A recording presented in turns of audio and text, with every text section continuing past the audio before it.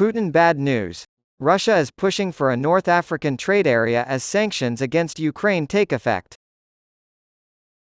Russian President Vladimir Putin convened a cabinet meeting at the tail end of July, just days after hosting the second Russia-Africa summit in St. Petersburg. During that meeting, he announced that Russia was working on a free trade area with 4 countries in North Africa: Algeria, Egypt, Morocco, and Tunisia. This zone would eventually be incorporated into the Eurasian Economic Union, an economic bloc that currently consists of Russia, Armenia, Belarus, Kazakhstan, and Kyrgyzstan. While Russia does trade with some African countries, the vast majority of its African trade is concentrated in just 4: Egypt, Algeria, Morocco, and fellow BRICS member South Africa. In 2022, trade between Russia and Africa was worth $18 billion. This included food trade worth $4.7 billion. China's trade with African countries that year totaled $282 billion, making that figure look minuscule. However, expansion is possible. For instance, Russia's trade with Morocco, which is the country's third-largest regional trading partner, is on the rise. According to Atalayer, a Spanish news outlet, trade increased by 42% from 2020 to 2021, reaching $1.6 billion. According to Morocco's foreign ministry, bilateral trade has increased by 25% since 2021 and has continued to do so in the first months of 2023. Chemicals, food, metals, technology, hydrocarbons, and derivatives like ammonia and potash, both of which are used in fertilizer, make up the bulk of Russia's exports to Morocco. Vegetables and fruit like lemons and tomatoes, in addition to fish, make up the bulk of Morocco's exports to Russia.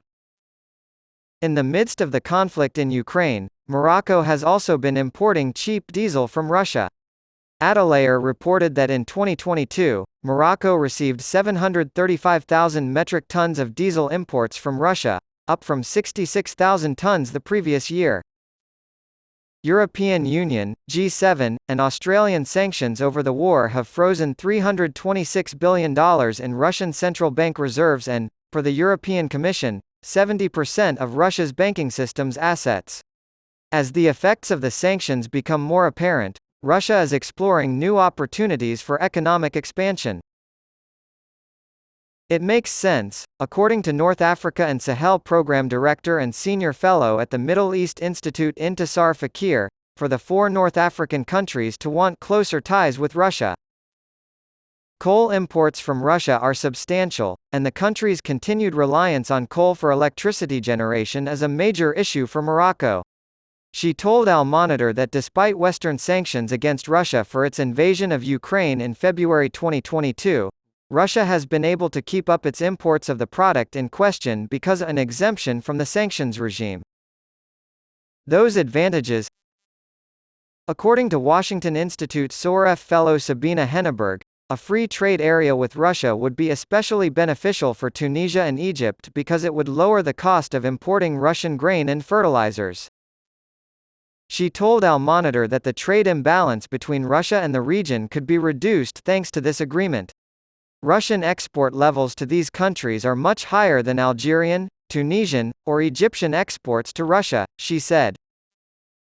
The tourism industry is crucial to the economies of Tunisia and Egypt, so it makes sense that Algeria would want to expand its ties in this area as part of the agreement. However, according to Center for Strategic and International Studies Director of the Middle East Program John Alterman, a free trade agreement with Russia would not be a game-changer for these African countries, but would provide some marginal benefit. Russia's isolation probably allows them to offer goods at competitive prices, which is good for them. He told Al Monitor, they are all significant food importers, and Russia produces grain and other staples.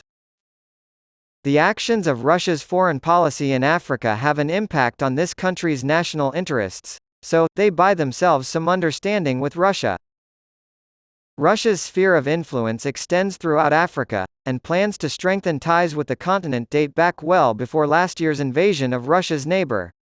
Many African countries are seen as having great economic potential by the Kremlin, as evidenced by the Wagner Group's growing presence there. Wagner Group is a mercenary organization that also runs a business and is rumored to own gold mines and exploit other natural resources in Africa. Russia has had a strong presence in Libya since the fall of dictator Muammar Gaddafi in 2011, and it has had a long-standing relationship with Algeria.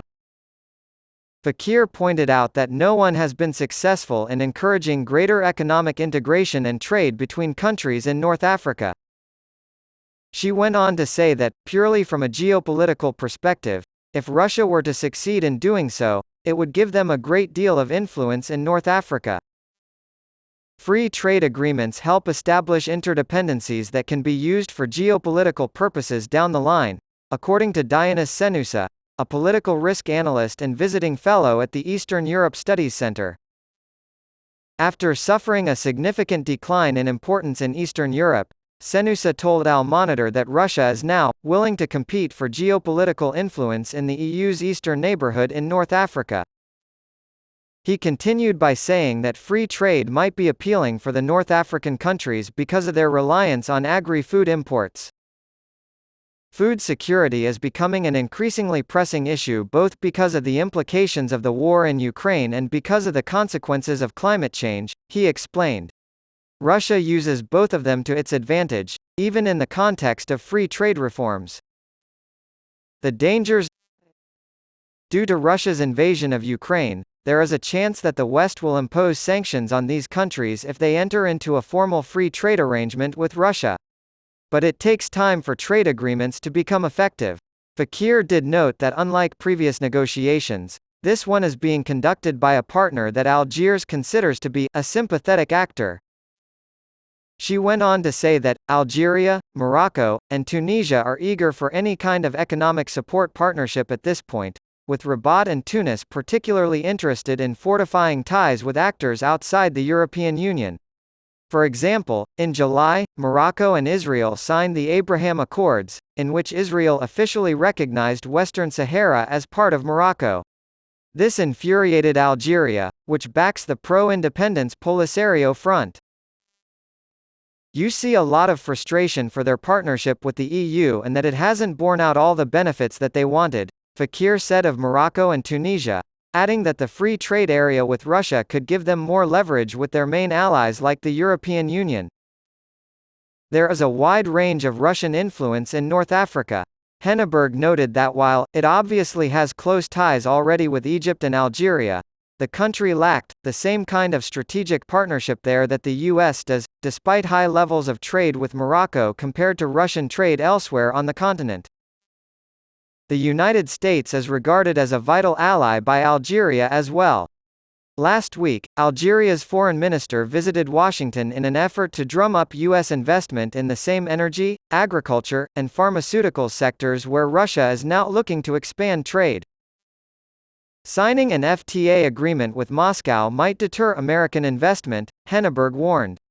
North African countries have been unable to further their economic integration for decades due to the animosity between Algeria and Morocco over Western Sahara.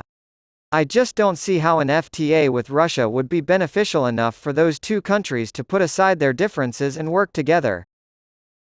Politically, according to Henneberg, Russia stands to gain from cooperating with nations that have thus far been unable to form an economic union.